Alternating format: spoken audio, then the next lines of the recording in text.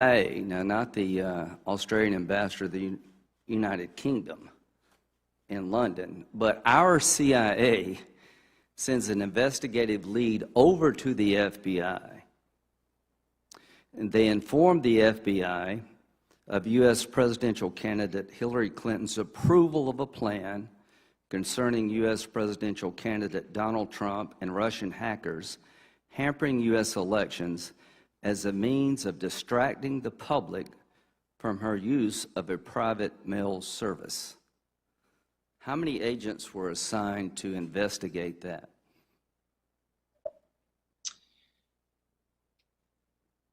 Senator, if you are referring to the memorandum, the raw intelligence memorandum recently declassified by the DNI. Yeah.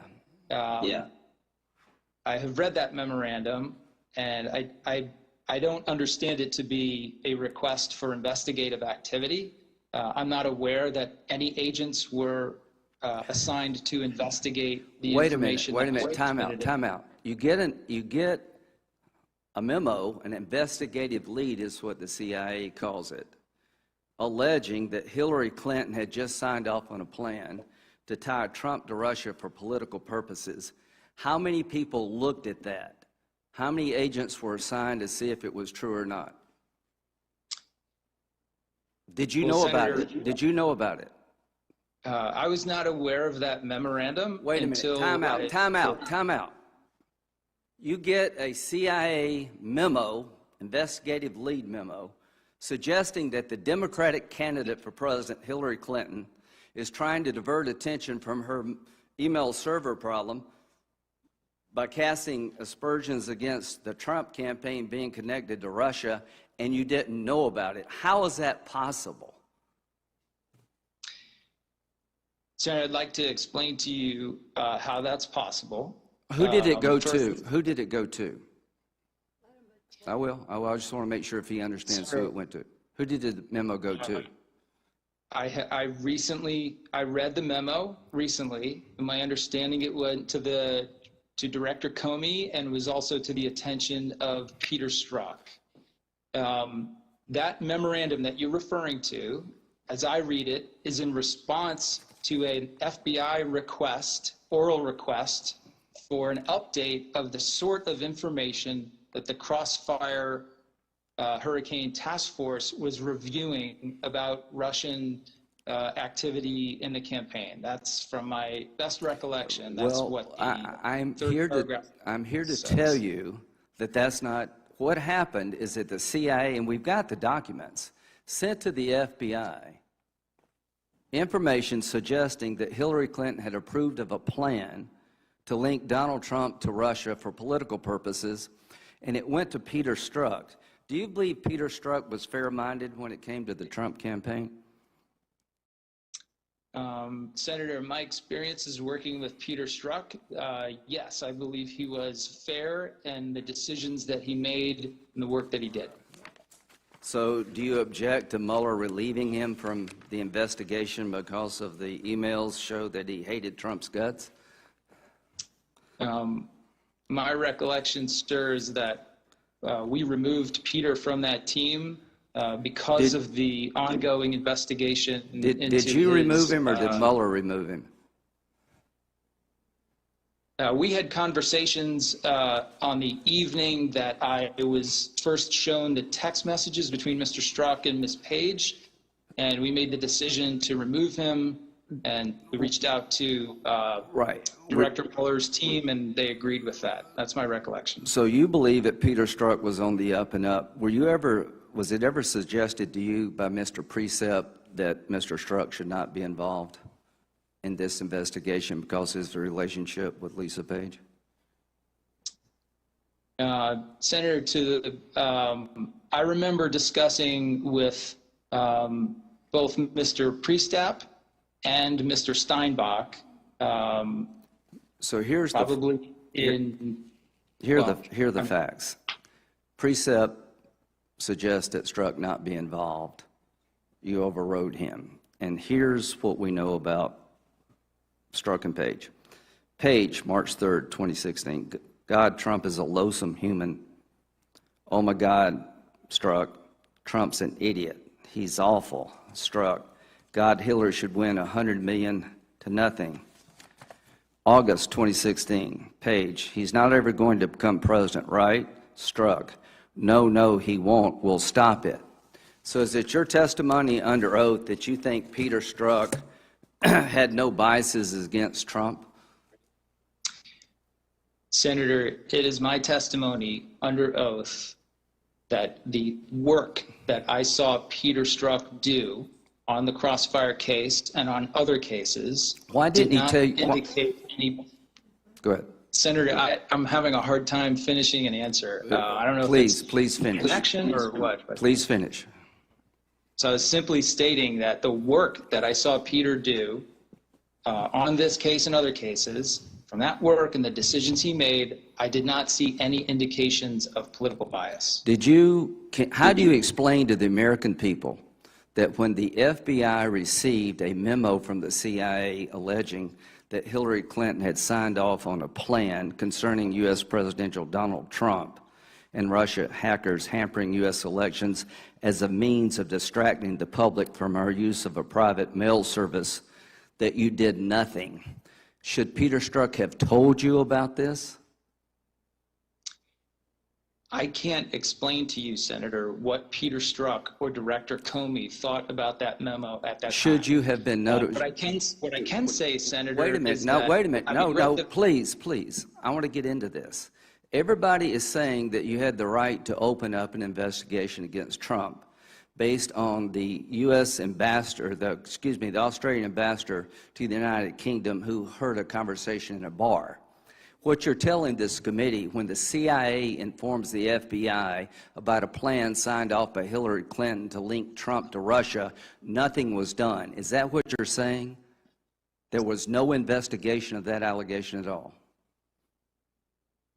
What I'm saying, Senator, is it is not clear to me that there's an allegation of criminal conduct in that memorandum. That is based on my current reading of it. I did not see it at the time. I can't tell you what others thought. A counterintelligence investigation is what was opened up against Trump, not a criminal investigation. Is that true? Papadopoulos was a counterintelligence investigation. The case against Mr. Papadopoulos was a counterintelligence case. So That's if correct. you're going to have a counterintelligence investigation opened up against the Trump campaign based on a conversation by the Australian ambassador to the United Kingdom based on a bar conversation, you're telling me that's legit, and you put all the resources for 2.5 years to run that down, but you're telling this committee when our own CIA suggests that Hillary Clinton signed off on a plan to link Trump to Russia for political purposes, you didn't do a damn thing. Is that your testimony? No, sir, that's not my testimony. Well, what happened? My testimony, I'm happy to explain to you how we thought about the issue with Mr. Papadopoulos. No, that's not my question. No, my question is, why did the FBI not open up an investigation based on the CIA input? The CIA is telling the FBI that they have information that Hillary Clinton signed off a plan to deflect attention for her and put Trump in a bad light regarding Russia. That came in September 2016. You didn't know about it, apparently. Can you explain to this committee and the American people why the FBI did nothing regarding that allegation? I cannot, sir, explain to you what Peter Strzok or anyone else thought about that at the time, but I can explain to you that the information in that memo. I accept that you believe that Mr. Papadopoulos should be looked at. I'm not arguing with you. I don't understand how you can tell how the FBI operated. You've got a tip from an Australian ambassador to the United Kingdom talking about a bar conversation with Mr. Papadopoulos about Russia hacking, and that leads to 2.5 years of turning the country upside down. Your own CIA informs the FBI in September that they have information that Hillary Clinton herself signed off on a plan to divert attention from her email problems to Trump by linking him to Russia for political purposes. And Mr. Strzok never told you about it. The FBI never opened up an investigation. They never hired one agent. That really is disturbing to a lot of us. Now, let's go to the warrant. In June 2017, did you sign off on the Carter Page warrant application? In June of 2016, yes. 17, I'm sorry. 17, I'm sorry, 2017. Okay. Did you know at the time that the CIA had warned the FBI on numerous occasions to be careful using the dossier? It was internet rumor. I did not know that at the time, and I don't know that now. Okay. Well, we got a list of, list of CIA informs the FBI that Carter Page had been approved as an operational contact from 2008 to 2013. Did you know that the CIA had told the FBI that in August of 2017?